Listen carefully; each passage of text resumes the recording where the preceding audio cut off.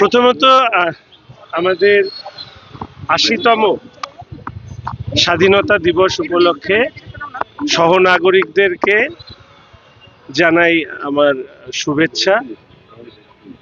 এবং আমরা যখন স্বাধীনতা দিবস পালন করি তখন আমাদের সেই বীর শহীদ আত্মবলিদানকারী স্বাধীনতা সংগ্রামীদের যে লড়াই তাকে আমরা সম্মান জানাই, শ্রদ্ধা জানাই।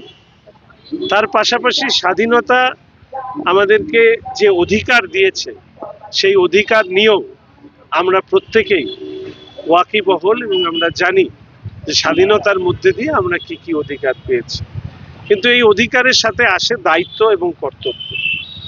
আমরা স্বাধীন ভারতবর্ষের নাগরিকরা তাদের প্রত্যেকেরই অধিকার সম্পর্কে যেরকম সচেতন থাকতে হবে, স্বাধীন ভারতের নাগরিকদের দায়িত্ব এবং কর্তব্য সম্পর্কেও সচেতন থাকতে হবে। তো আমি সেই আহ্বান জানাচ্ছি।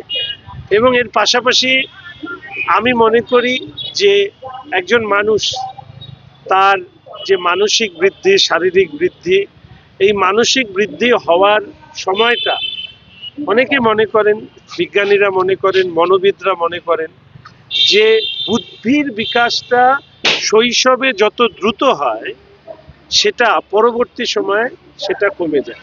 আমরা যদি দেখি বয়স অনুযায়ী ভাগ করে তাহলে এটা উপলব্ধি করব।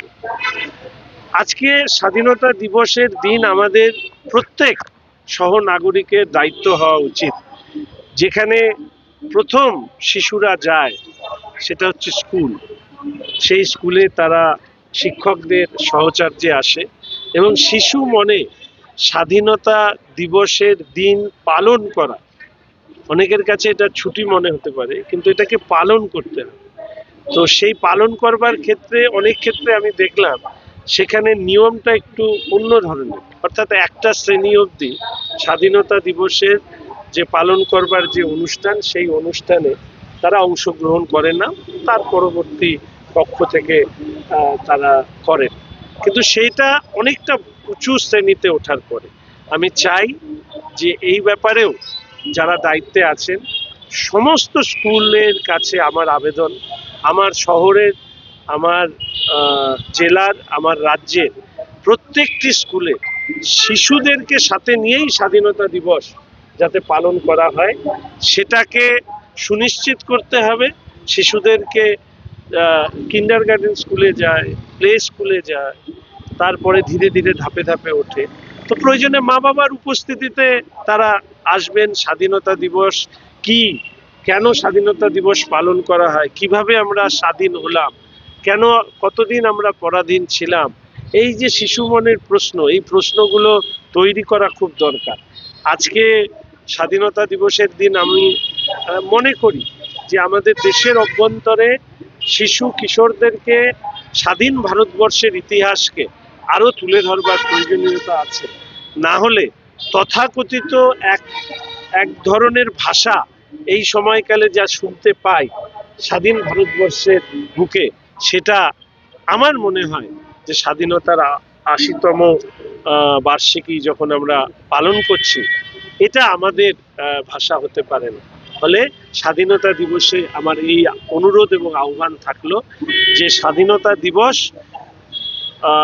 প্রতিটি ক্ষেত্রে, প্রতিটি শিক্ষাদান ক্ষেত্রেও যাতে শিশুদেরকে বাদ দিয়ে না, শিশুদেরকে সাথে নিয়েই যাতে স্বাধীনতা দিবস পালন করা হয় এই আবেদন। আমি বললাম এরপরে নিশ্চিতভাবে এই বার্তা যেখানে যাওয়ার সেখানে পৌঁছে যাবে এবং আমি আশা করি যে সবাই আমরা সচেষ্ট হব যে এই ধরনের কোনো বিষয় যদি কোথাও হয় তাহলে সেই বিষয়গুলো যাতে পরবর্তী বছরে যাতে সংগঠিত না হয় বা এই ধরনের বিষয় না ঘটে সেই ব্যাপারে আমরা সচেষ্ট হব। একটা জিনিস মাথায় রাখতে হবে, আমি ব্যক্তিগতভাবে মনে করি ভালোবেসে যে কাজ করানো যায় ভয় দেখিয়ে সেই কাজ করানো যায় না। ফলে এই কথাটাই হচ্ছে ভালোবেসে বলা, শ্রদ্ধা রেখে বলা, তাদের প্রতি সম্মান দিয়ে বলা, যে যেটা আমার কাছে একটু অবাক লেগেছে, কারণ আমি সারাদিন রাজনীতি করি সকাল থেকে রাত অবধি, সমস্ত বিষয় যে আমি জানবো এরকম তো বিষয় নয়। অনেক সময় অনেক বিষয় পরবর্তীকালে শুনি বা জানি, তখন সেই শোনা জানার মধ্যে মনে হয় যে এই প্রথাটাকে ভাঙা দরকার। তো সেই প্রথা ভাঙার জন্যই আমি আজকে এই কথাটা বলি।